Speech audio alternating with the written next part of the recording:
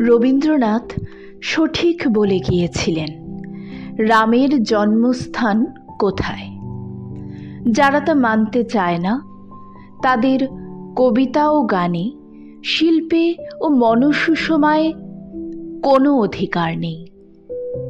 যারা পুতুল দেবতা মানে না, তারা ভুলে যায় মসজিদ, গির্জা, গুরুদ্বারগুলিও আসলে পুতুল। তারা আত্মছলনাময় পুতুল খেলা খেলতে চায় তো খেলুক।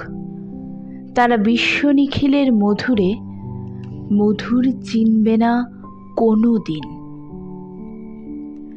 এতগুলো শতাব্দী গড়িয়ে গেল, মানুষ তবু ছেলে মানুষ থেকে গেল, কিছুতেই বড় হতে চায় না।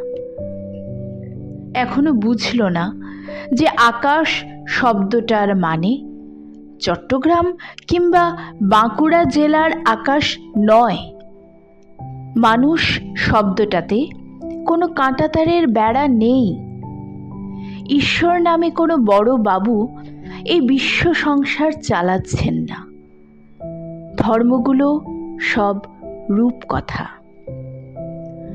যারা সেই রূপকথায় বিভোর হয়ে থাকে, তারা প্রতিবেশীর উঠোনের ধুলোমাখা শিশুটির কান্না শুনতে পায় না।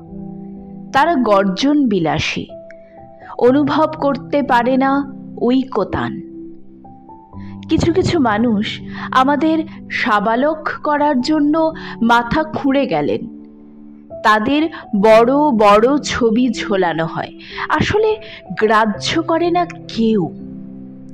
আয় কানাই, আয় কামাল, তোরা আয়। পৃথিবী ভর্তি বুড়ো খোকাদের পাগলামি দেখে আমরা একটা গাছতলায় দাঁড়িয়ে হাসাহাসি করি।